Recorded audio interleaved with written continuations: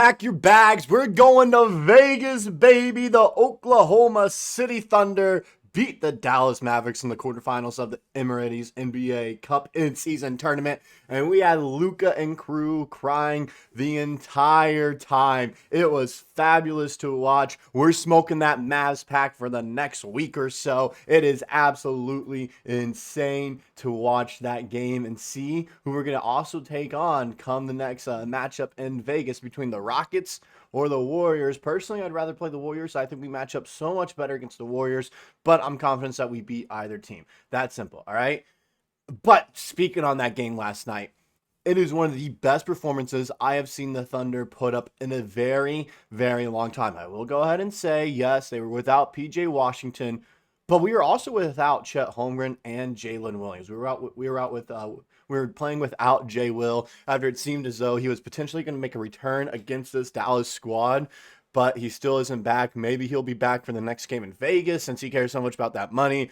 Hopefully he is. But we're going to break down the performances from last night and go over it as well. Before we get into all that, though, just a quick moment to recognize that you guys have been killing that subscribe button lately. We're at 2,222 current subscribers right now, trying to hit 2,500 by the new year. I know we can hit that. All right. So if you guys like the content that we're putting out, or if you're new to the channel and you want to support, the best way to do so is just by hitting that subscribe button and getting us closer to our goal of 2,500. With that out of the way, let's go ahead and get into the game last night, as it was a beautiful one to watch. All right. It was a fantastic game to watch from the get-go. It was a little bit close at times, but it was the fact that we locked down their two best players is what helped us get there. If we can do that, all right, on a nightly basis against the Dallas Mavericks, even when they have PJ Washington, because we'll have Chet Holmgren back as well.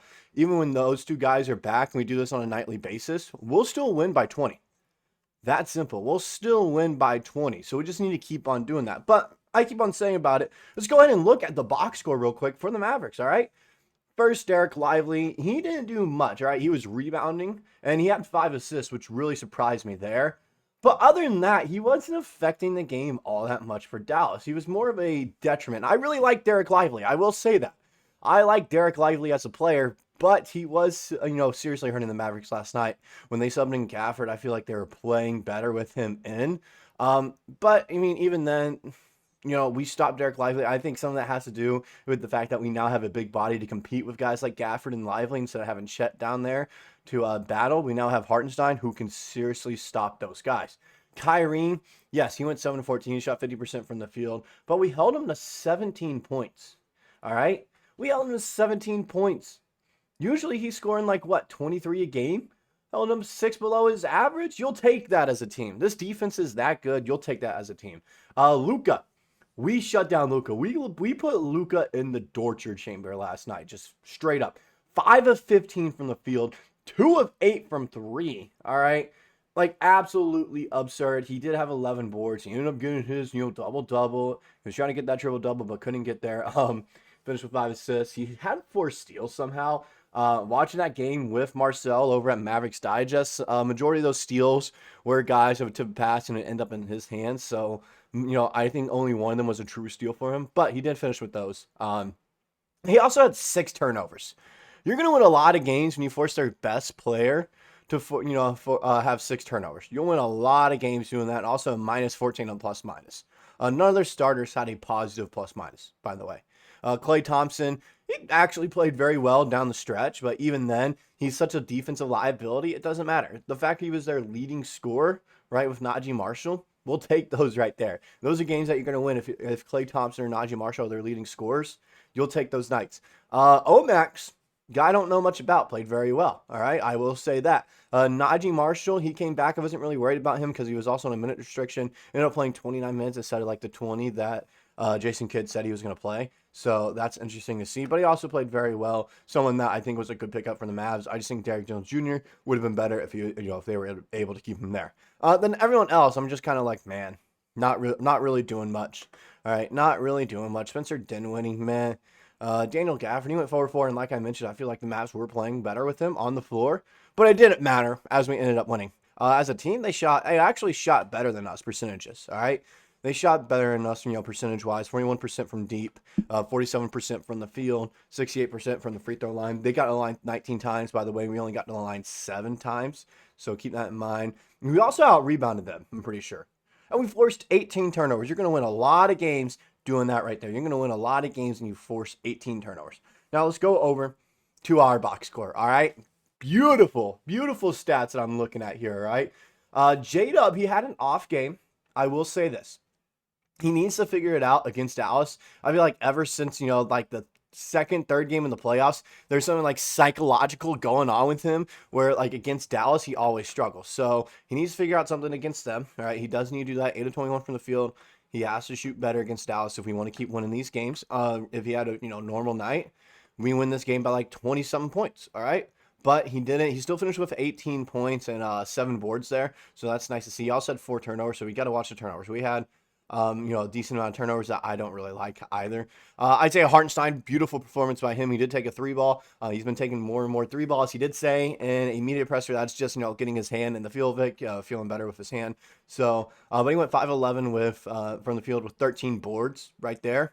We'll take that. We'll take that. Shai, MVP performance. He put up stats tonight that showed that he is the better player than Luka. 15 of 23 from the field, 5 of 9 from deep, mind you, with 8 boards, 5 assists, and 3 steals and only 2 turnovers. Finished with 39 points, a plus 22 in the plus minus there. Beautiful performance by him. Dort, a great performance by him as well. 3 of 7 from deep, 11 points, 6 rebounds, and 3 of them offensive boards. We'll take those right there. Cason Wallace, 4 offensive boards, 8 total rebounds, and 4 assists. 11 points there, along with 2 steals. Another insane performance by him. Him and Dort were putting the clamps on Luka and Kyrie the entire night. Not to mention Kenny Hustle, good game from him as well. He was doing everything that we asked him to off the bench. He's I feel like he's starting to kind of prove himself that he's not just trade fodder, but he does have such high value that we could get someone that is better than him, like I mentioned to Herb Jones the other day.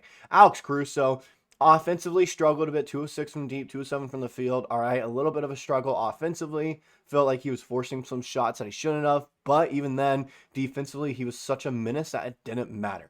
Aaron Wiggins, all right.